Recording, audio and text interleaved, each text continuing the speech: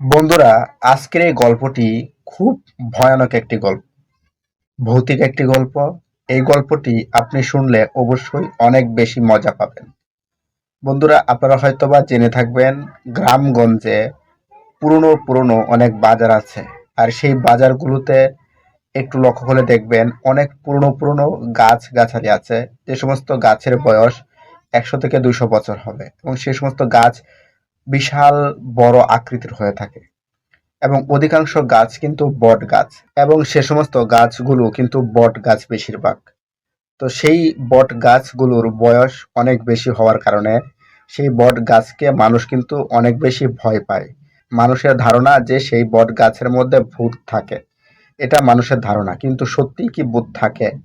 বন্ধুরা, গাজীপুরের একটি পুরনো গ্রাম, এবং সেই গ্রামে ছোট্ট একটি বাজার, অনেক পুরনো একটি বাজার। সেই বাজারে অনেকগুলো বট গাছ, তার মধ্যে থেকে বাজারের মাঝখানে একটা বড় বট গাছ। সেই বট গাছের চারপাশে মানুষ কেনা বেচা করে।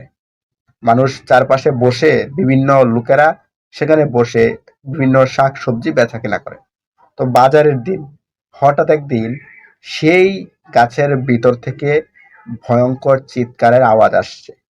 এটা স্বাভাবিক, কিন্তু মানুষের কানে এই আওয়াজটা অনেকক্ষণ ধরেই মানুষের কানে আসছে। এবার মানুষ একটু চিন্তা করতে লাগলো, একটু ভয় পেতে লাগলো যে এত জোরে চিৎকার করছে, কান্না করছে কে? তখন একটা ছোট বাচ্চা, সে যখন গাছের একেবারে সাথে মিশে দাঁড়িয়ে আছে, সে চিন্তা করলো যে এই গাছের ভিতর থেকেই কি আসছে।